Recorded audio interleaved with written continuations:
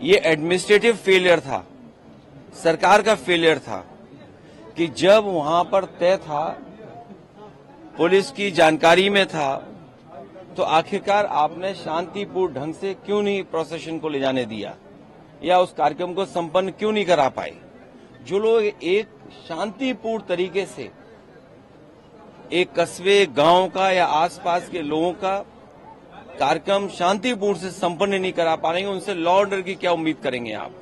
और फिर ये इनकाउंटर, हाफ इनकाउंटर, ये डराने के लिए हैं। आप मुझसे न नाम बताते न कुछ बताते, तब भी मैं कह सकता था कि इनकाउंटर किसका किया इन्होंने। इनकाउंटर करना और नफरत को बढ़ावा देना, ये सरकार को नया तरीका मिल गया है काम करने का। ये अपनी सब नाकामी छिपा रहे हैं। याद कीजिए, उससे पहले दुनिया में कहीं ऐसा होता हो कि जब पहले इनकाउंटर पे सवाल उठाओ मंगेश पर, तो सरकार कहती है क्योंकि हमें बैलेंस करना है तो उसमें क्षत्रिय को भी मार दिया। तो ये कहां का लॉ एंड ऑर्डर है, कहां की ये व्यवस्था है जहां पर आप बैलेंस करने के लिए किसी की जान ले रहे हैं। और सरकार अपनी नाकामी छिपाने के लिए खासकर इस तरह के इनकाउंटर कर रही है।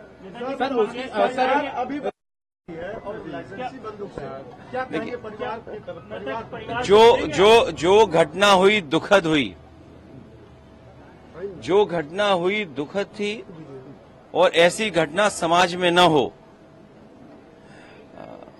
जो वहां पर फेलियर था, हमारे साथी ये पूछ रहे हैं कि आप क्या करते या क्या परिवार से मिलेंगे। जो दुखी परिवार होगा उसको न्याय दिलाने के लिए हम लोग काम करेंगे। लेकिन सवाल ये वही खड़ा हो जाता है कि सरकार की नजर में भेदभाव नहीं होना चाहिए। सरकार, जो अंग्रेजों ने कभी नारा दिया था डिवाइड एंड रूल, सरकार उसी पे काम कर रही है, डिवाइड एंड रूल। ये आम लोग जानते हैं, आम लोग ये बात जानते हैं। और आप तो पत्रकार लोग हैं, बुद्धिजीवी हैं, और पड़ोसी जिले का मामला है।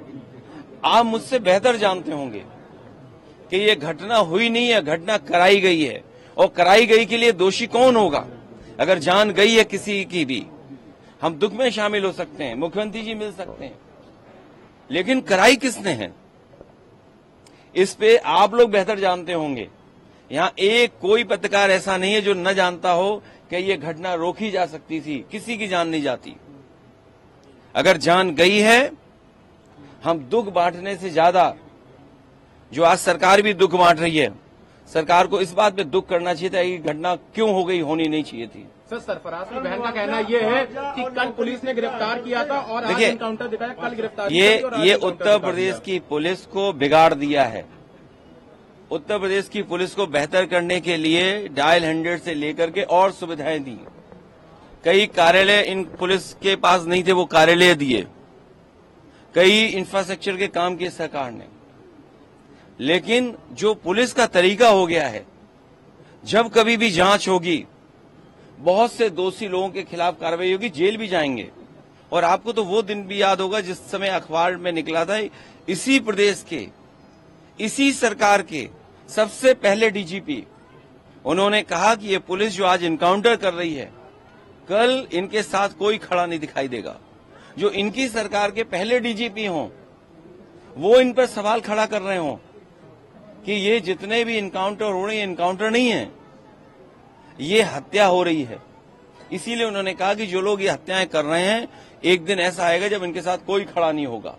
और मुझे सुनने में यहां तक आया है, आप बेहतर बताना इस बात को, कि जिस व्यक्ति ने पहला वीडियो वायरल किया उस प्रोसेशन का, उस पत्रकार के हाथ या पैर में बहुत चोटें आई हैं। उसमें बीजेपी के लोगों ने उसे बहुत मारा है। अगर बीजेपी के लोग पत्रकार को मार रहे हैं या बीजेपी के लोग पत्रकार को जेल भिजवा रहे झूठे मुकदमे में,